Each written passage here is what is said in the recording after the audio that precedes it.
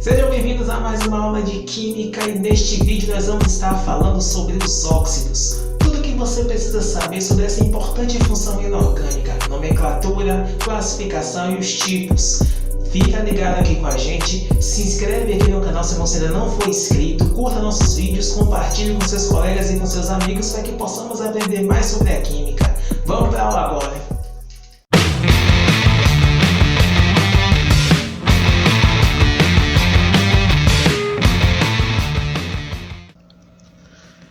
Os óxidos são compostos inorgânicos binários, ou seja, são formados por dois elementos químicos.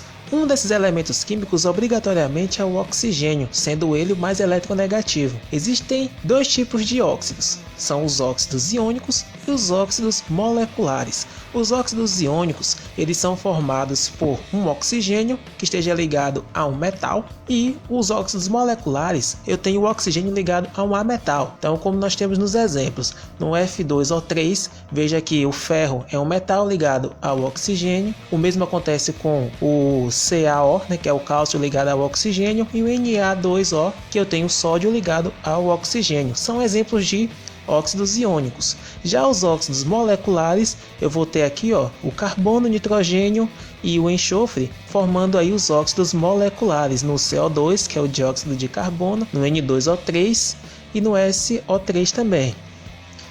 Acerca da nomenclatura dos óxidos, partindo dos óxidos iônicos, nós vamos ter aí óxidos iônicos que são formados por oxigênio e metais que apresentam NOx fixo.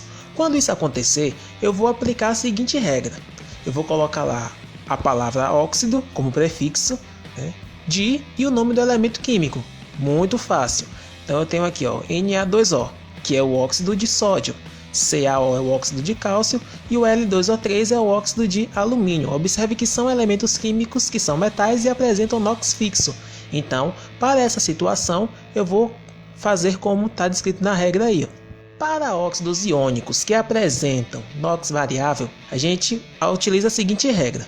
Vamos colocar a palavra óxido, o nome do elemento e também acrescentar o algarismo romano que representa o número de oxidação daquele elemento químico. Então, no primeiro exemplo, nós vamos ter ali o CrO3.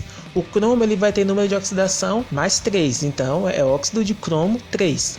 No Cr2O3, o cromo ali já vai apresentar o número de oxidação mais 6, então vai ser óxido de cromo 6. Veja que a gente sempre coloca em algarismo romano. O mesmo vai acontecer lá para o ferro, o óxido de ferro com número de oxidação 2. Eu vou colocar óxido de ferro 2 e com o número de oxidação 3 eu vou colocar ali óxido de ferro 3. Muito fácil isso aí. Para óxidos moleculares, eu vou aplicar a seguinte regra. Eu vou acrescentar no prefixo, junto à palavra óxido, mono, di, tri, ou seja, ali vai estar relacionada a quantidade de oxigênios que vai participar dessa molécula. Depois eu vou seguindo com di, tri para o nome do ametal.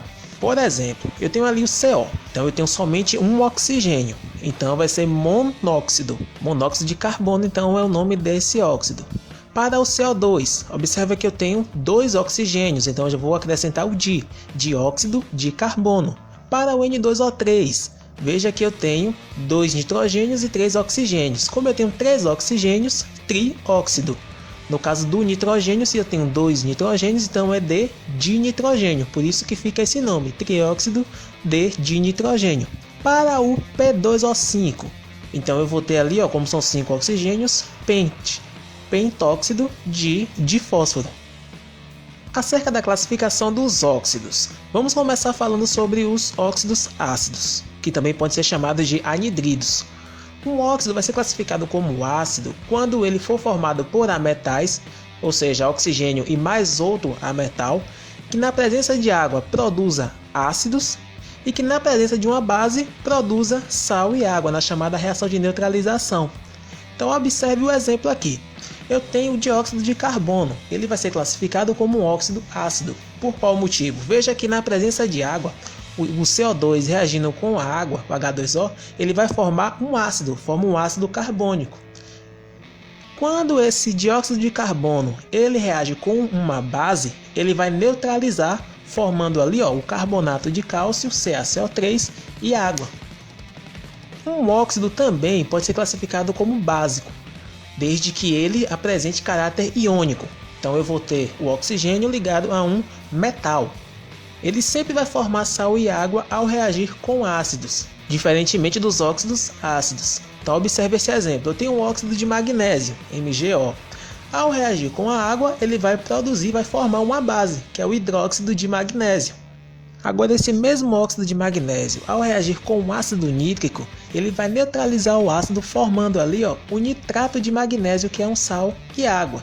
Então os óxidos básicos formam uma base quando em contato com a água, quando reage com a água, e se este óxido reage com um ácido, ele neutraliza esse ácido, formando sal e água.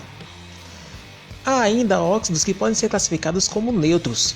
São óxidos que são moleculares e eles não reagem nem com água, nem com base e nem com sal. São exemplos o monóxido de carbono, o monóxido de nitrogênio, o monóxido de dinitrogênio, que pode ser também chamado de óxido nitroso, são aí exemplos de óxidos neutros. Óxidos ainda podem ser classificados como óxidos anfóteros, e esse tem uma peculiaridade. Ele pode ser tanto iônico quanto molecular, ou seja, ele pode ser formado por oxigênio e um metal, ou também por um oxigênio e um não metal. Eles agem como óxidos básicos quando em contato com substâncias ácidas e podem agir como óxidos ácidos quando em contato com substâncias básicas. São exemplos de óxidos anfóteros, o óxido de zinco e o óxido de alumínio. Então são óxidos que, quando em contato com um ácido, ele age como se fosse uma base, e quando em contato com uma base, age como se fosse um ácido.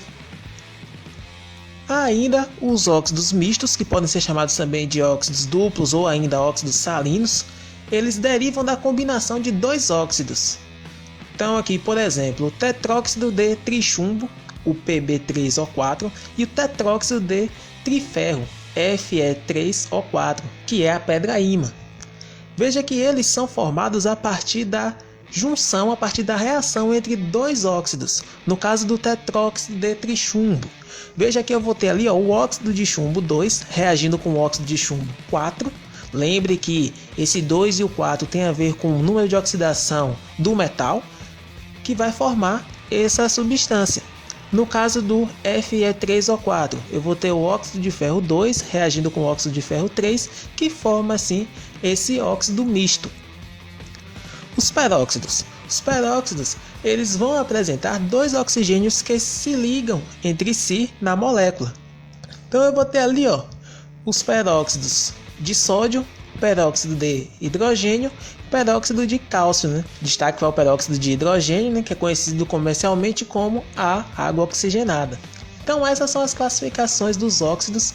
Então eu espero que você possa pegar os conceitos acerca da nomenclatura, acerca também da classificação dos óxidos, e veja que tudo é bem fácil, tudo é tranquilo, só ter atenção às regras de determinação da nomenclatura, observar também quando é que o óxido se comporta como um ácido, quando se comporta como uma base. E aí, tudo facinho, tudo tranquilo. Se isso já foi difícil, foi até ontem. E se você ainda não se inscreveu, clica aí, se inscreve, compartilha esse vídeo com seus amigos, com seus colegas, para que possamos aprender mais sobre a química. Um forte abraço.